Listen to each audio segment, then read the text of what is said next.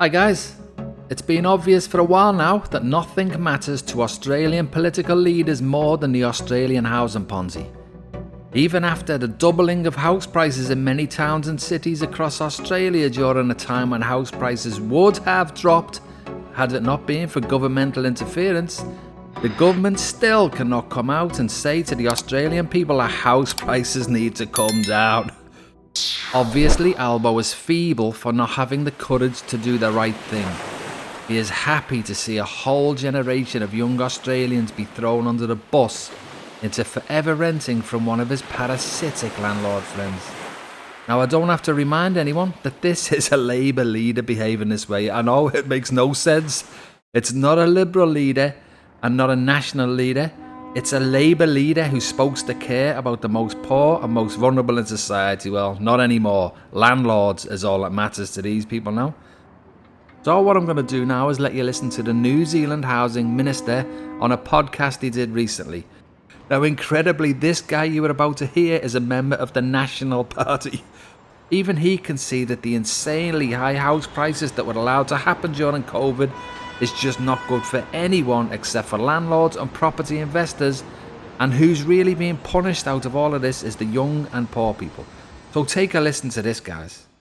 Our homelessness crisis is a symptom of a failed housing market. Yeah. So fixing the market is the most important thing we can do. If my housing reforms work, it will actually incentivise investment away from property. The reason why people invest in property, or have done in New Zealand, is it's been a runway train. It's just house prices just keep going up. So the simplest way to make money in this country is go and buy. So why wouldn't you? Exactly. Once people work that out, that just continuing to funnel their money into buying a rental or buying a second rental or buying a third or whatever, and leveraging the first rental to buy the second one and all that sort of stuff, which is part of the problem of New Zealand's economy, right? Once people work that out, that's not a runway success story anymore. It's not a gravy train to prosperity.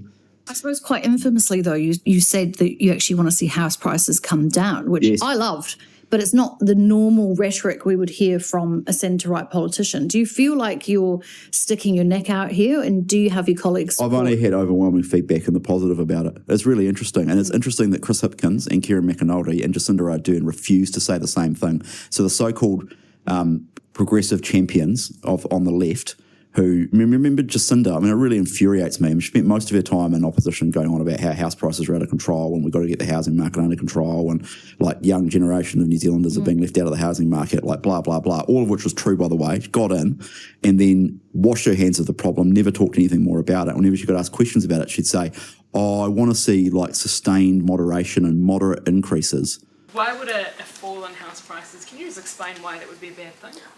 Look, what we've simply expressed here is that the growth that we're seeing is just unsustainable. And so if anything, look, it is much more sustainable to have those, much smaller increases. I think people expect that you see that in the market.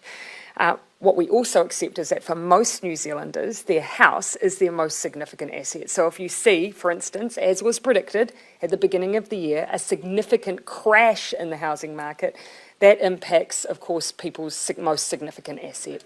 Sorry, one more thing. When I question. When I go to buy shares, I don't expect that they will always increase. That's the part of, if you do an investment, And they go up and they go down. You've gotten So to the heart of the issue. This gets to the heart of the issue of why so many New Zealanders turn to the housing market. Thanks. It's like totally ridiculous. Like New Zealand house prices are massively out of whack with what they should be. The international measure of affordability is a house price to income ratio of 3 to 4 to 1. So after listening to that, guys, why can Albo not come out and say something like this? Why is he still trying to keep the Ponzi at these insane, artificially pumped levels with his ridiculous first home buyer guarantee schemes and his rampant big Australia push? Now, just to see how cruel the Australian Labour Party has become, listen to Albo's housing minister and compare her with the New Zealand housing minister. Now, you will have heard this, but I still cannot believe the indifference that she shows here. What is the goal here in terms of these policies? Is it to bring down house prices? Is that what the government wants to do? We want to bring house price growth into something sustainable. So we're not trying to bring down house prices, but we don't want to see some of the growth that we've seen in some parts of the country where you're getting double-digit increases in house prices year on year. Why don't you want to be seeing house prices drop? Because if you're looking to get into the market, if you're a young person looking at what's ahead of you, you definitely want to see house prices come down. Well, that may be the view of young people. It's not the view of our government. We want to see sustainable price growth. We want to see more houses come online. We want to see that rental vacancy rate go up a bit because that will relieve pressure on renters. And we certainly want to see more homeowners. And the government has taken action on all of those pieces this Minister, week. if house prices don't come down, doesn't that mean that this system is stacked against young people, that it's just not going to work for them? Sure. And Dave, we may have a difference of view about this. I have a strong view. Our government's,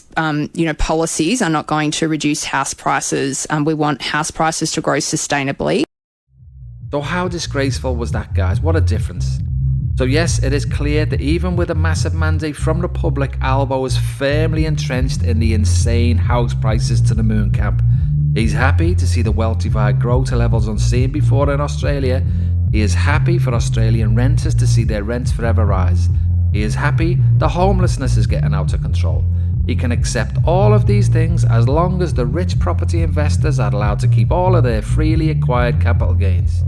Please remember exactly where Albo stands right now with regard to house prices.